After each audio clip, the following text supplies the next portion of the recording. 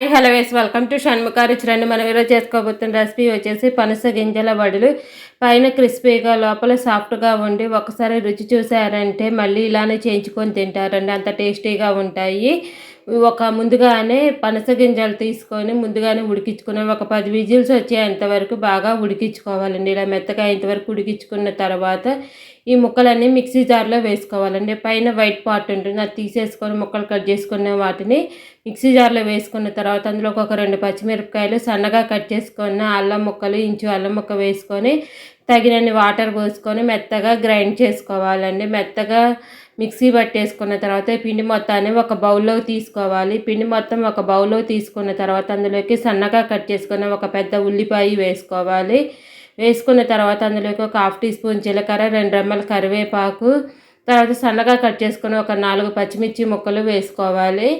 వేసుకున్న తర్వాత అందులోకి నానబెట్టుకున్న శనగపప్పు ఒక 2 చెంచాలు వేసుకోవాలి. తర్వాత చిల్లీ ఫ్లేక్స్ వేసుకోవాలి.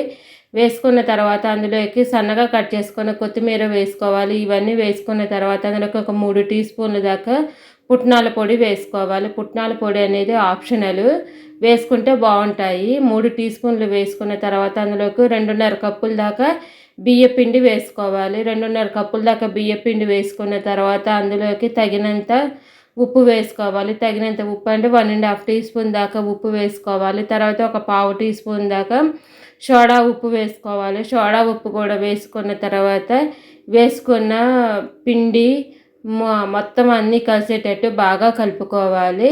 చపాతీ ముద్దలాగా వచ్చేటట్టు కలుపుకోవాలి. అవసరమైతే వాటర్ వేసుకొని కలుపుకోవచ్చు. ఇదంతా చపాతీ ముద్దలాగా వచ్చిన తర్వాత ఒక కవర్ తీసుకొని దాని మీద వడల్లాగా ఒత్తుకోవాలి. మరీ మందంగా కాకుండా మరీ పలుచగా కాకుండా ఒత్తేసుకొని ఆ వేడెక్కిన ఆయిల్ ఈ వడలన్నీ వేసుకొని ఒకదాని తర్వాత ఒకటి వేసుకుంటూ గోల్డెన్ కలర్ వచ్చేంత వరకు వేయించుకోవాలి. మా వీడియో కనుక కొత్తగా చూసేవాళ్ళు, ఫస్ట్ టైం చూసేవాళ్ళు అయితే మా ఛానల్ని సబ్స్క్రైబ్ చేసుకోండి. మేము పెట్టే వీడియోస్ మీకు ఎప్పటికప్పుడు నోటిఫికేషన్స్ వస్తూ ఉంటాయి. 2 వైపులా తిప్పుతూ గోల్డెన్ కలర్ వచ్చేంత వరకు వేగిన తర్వాత వీటి కాంబినేషన్లో చట్నీ, టమాటా చట్నీ, పల్లీ చట్నీ అయితే బాగోదండి. టమాటా చట్నీ, స్పైసీ చట్నీ అయితేనే బాగుంటాయి. గ్రీన్ చట్నీ అయినా బాగుంటుంది. పిల్లలకైతే టమాటో కెచప్తో అయినా ఇవ్వచ్చు. ఇవి లైట్ గోల్డెన్ కలర్ అంతా వేగిన తర్వాత వీటిని ఒక ఆయిల్లోంచి తీసేసుకోవాలి. ఆయిల్ అంతా రిలీజ్ అయ్యేంత వరకు జాలిగట్టలో ఉంచుకొని తర్వాత తీసుకొని ఒక ప్లేట్లోకి తీసుకొని సర్వ్ చేసుకోవటమేనండి. నేను టమాటో చట్నీ, టమాటో కెచప్ తోటి సర్వ్ చేసుకున్నాను. ఎంతో టేస్టీగా ఉండి పనస గింజల వడలు రెడీ అయిపోయినట్లేనండి.